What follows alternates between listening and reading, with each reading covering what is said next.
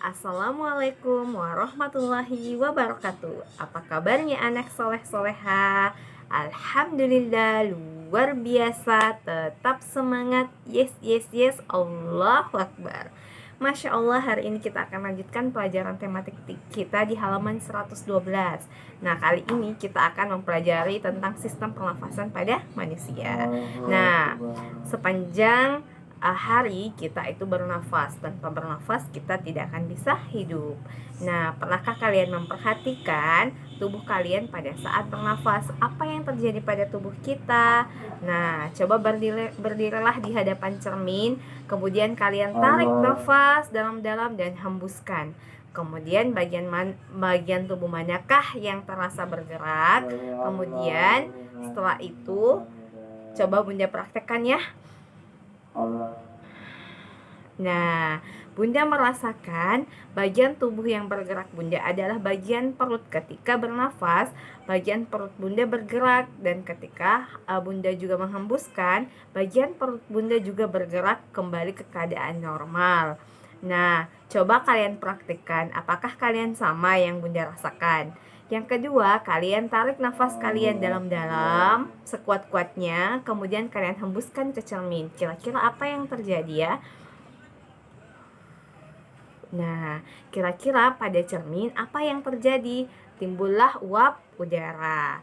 Nah, anak soleh-soleha, itulah tadi kegiatan kita untuk melihat cara kerja sistem pernafasan pada diri kita. Nah, bernafas merupakan kegiatan tubuh kita yang tidak kita sadari.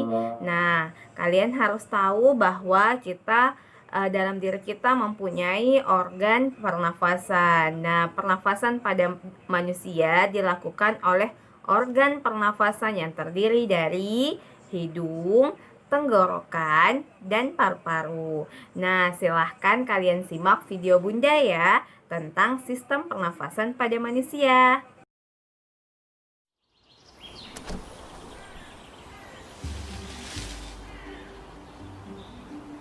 Manusia, hewan maupun tumbuhan, sebagai makhluk hidup, kita perlu oksigen untuk hidup. Waktu bernafas, kita mempunyai organ-organ yang bekerja sama dan membentuk sistem organ yang bekerja mengatur oksigen yang ada di lingkungan hidup sampai pada setiap sel yang kita butuhkan. Oksigen ini tidak tersedia di dalam tubuh makhluk hidup. Kita mendapatkan oksigen dari lingkungan sekitar kita. Bernafas artinya kegiatan menghirup atau memasukkan oksigen dari lingkungan hidup dan mengeluarkan karbon dioksida dan uap air melalui alat pernafasan kita. Kali ini kita akan mempelajari lebih lanjut tentang organ-organ pernafasan manusia.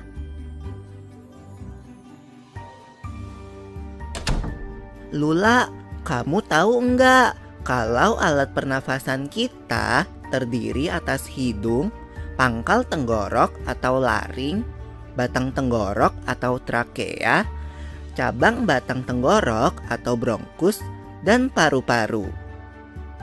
Iya, Pipo.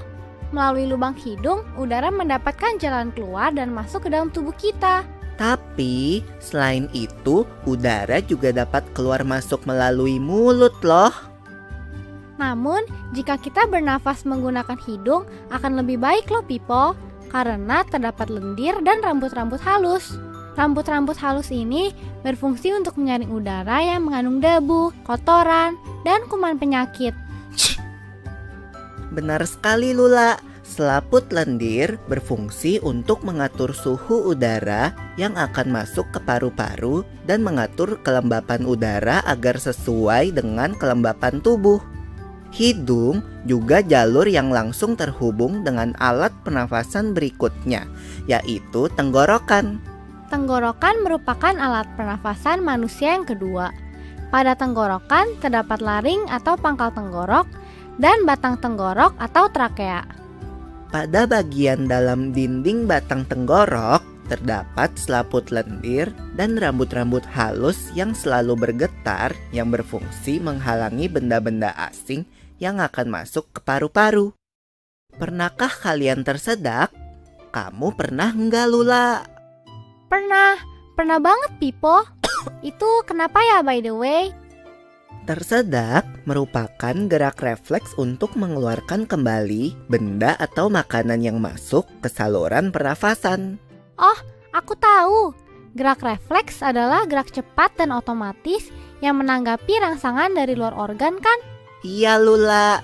Kemudian pangkal tenggorok yang disebut juga laring menghubungkan hidung dengan batang tenggorok atau yang biasa disebut trakea. Pada ujung trakea terdapat bronkus, yaitu percabangan yang menghubungkan trakea dengan paru-paru kiri dan kanan. Paru-paru terletaknya di dalam rongga dada kan Pipo? Jika kita menghirup udara, maka udara masuk ke paru-paru. Lalu kemana lagi ya? Melalui bronkus menuju cabang dari bronkus yang disebut bronkiolus dan berujung pada gelembung paru-paru yang juga disebut dengan alveolus.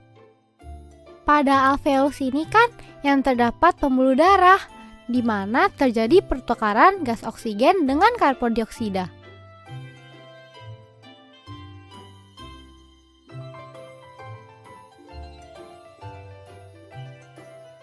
Well, Pipo, tahu gak kalau sistem pernafasan kita terdiri dari dua kan? Yaitu sistem pernafasan dada yang umum kita lakukan dan juga sistem pernafasan perut. Jelasin dong Pipo, apa sih perbedaan detailnya? Pernafasan dada terjadi karena gerakan tulang rusuk oleh otot-otot antar rusuk. Pengambilan udara terjadi saat otot antar rusuk berkontraksi atau mengerut, sehingga tulang rusuk terangkat ke atas menyebabkan rongga dada dan paru-paru membesar. Oh begitu, berarti pengeluaran udara terjadi saat otot antar rusuk berelaksasi atau mengendur. Saat itu, tulang rusuk turun ke posisi semula, menyebabkan rongga dada dan paru-paru mengecil kan? Ya, benar sekali. Lalu menurut kamu, bagaimana dengan pernafasan perut kita, Lula? Aku belum yakin banget sih, Pipo. Jelasin dong. Pernafasan perut terjadi karena gerakan otot diafragma, yaitu sekat yang membatasi antara rongga dada dan rongga perut. Pengambilan udara terjadi saat otot diafragma berkontraksi. Posisi diafragma mendatar menyebabkan rongga dada dan paru-paru membesar. Berarti pengeluaran udara terjadi saat otot diafragma berelaksasi. Posisi diafragma melengkung ke atas, lalu menyebabkan rongga dada dan paru-paru mengecil.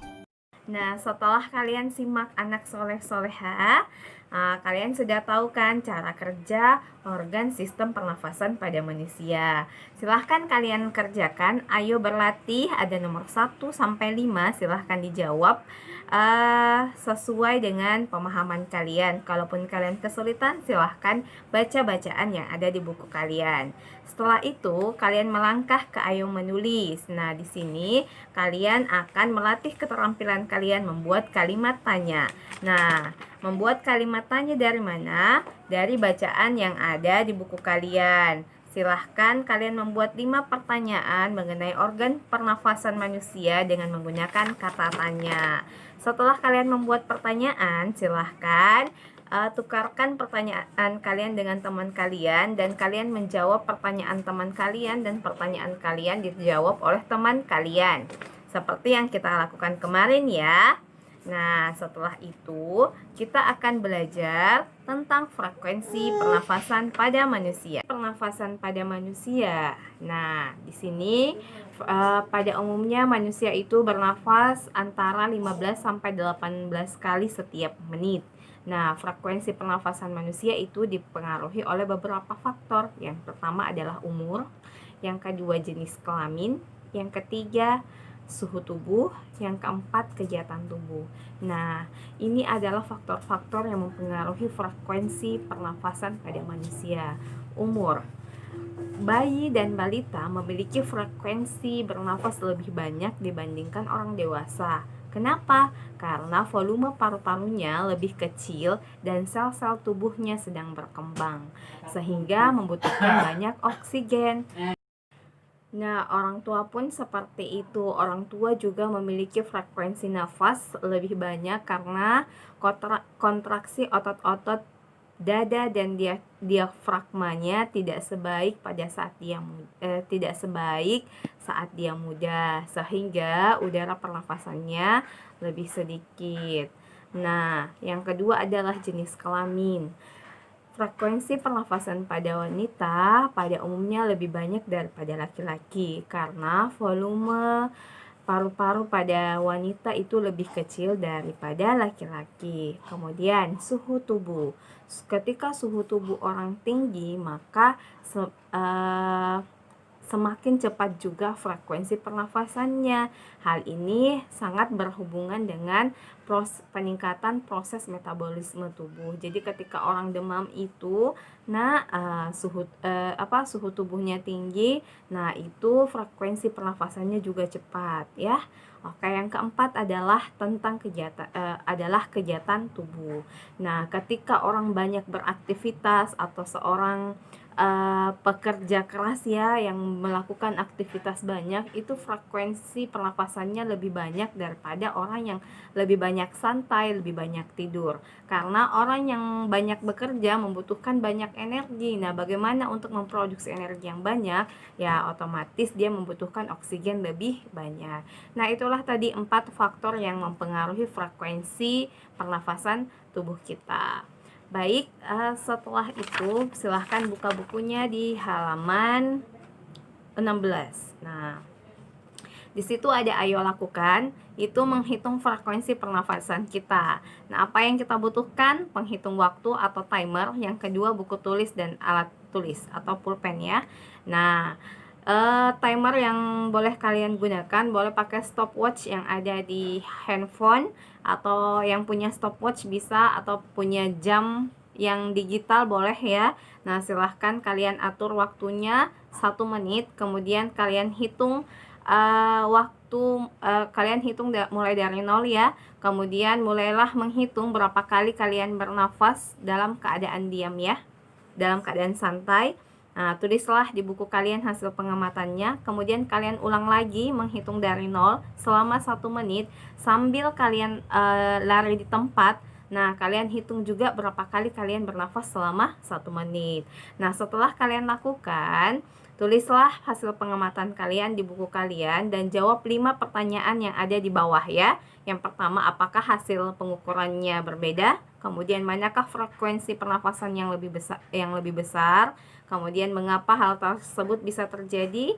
Yang keempat, apakah hasil pengamatanmu sama dengan pengamatan temanmu? Oke, anak soleh-soleha, itu tadi yang harus kalian lakukan.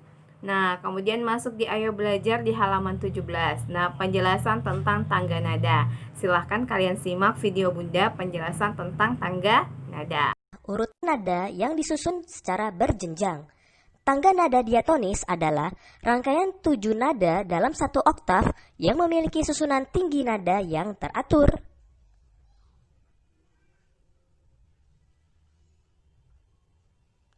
Nada-nada pada tangga nada diatonis mayor berjarak 1, 1, setengah, 1, 1, 1, setengah. Ciri-ciri lagu dengan tangga nada diatonis mayor: pertama, bersifat riang, gembira, dan bersemangat. Kedua, biasanya diawali dan diakhiri dengan nada Do sama dengan C.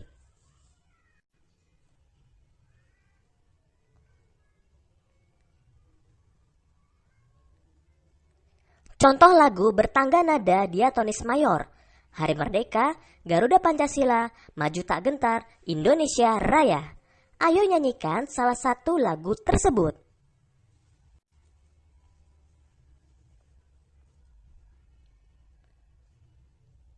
Selanjutnya, tangga nada diatonis minor.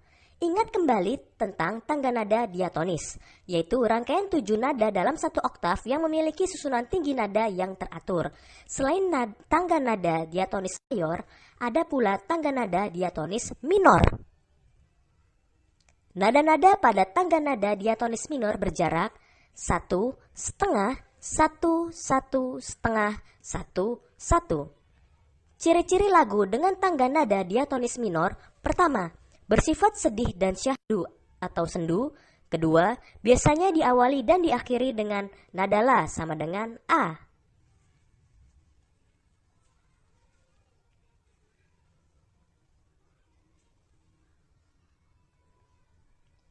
Tangga nada diatonis minor ada 3 jenis. Pertama, tangga nada minor asli.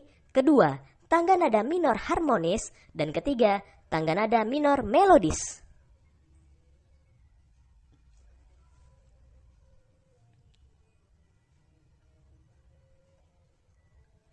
Tangga nada minor asli, tangga nada minor belum mendapat nada sisipan. Contoh, A, B, C, D, E, F, G, A. Tangga nada minor harmonis, nada ketujuh dinaikkan setengah dengan memberi tanda pagar atau kres. Contoh, A, B, C, D, E, F, G kres, A. Tangga nada minor melodis, nada ke-6 dan ke-7 diberi tanda pagar atau kres saat naik kemudian dihilangkan kembali saat turun. Contoh, A, B, C, D, E, F kres, G kres, A, G, F, E, D, C, B, A. Selanjutnya, membedakan lagu dengan tanda mayor dan minor. Kamu sudah belajar tentang tangga nada diatonis mayor dan diatonis minor. Dapatkah kamu membedakannya?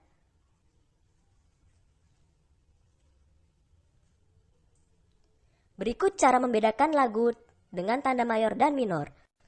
Tangga nada mayor bersifat riang gembira dan bersemangat. Tangga nada minor bersifat sedih dan syahdu. Tangga nada mayor biasanya diawali dan diakhiri dengan nada do sama dengan C. Tangga nada minor biasanya diawali dan diakhiri dengan nada la sama dengan A.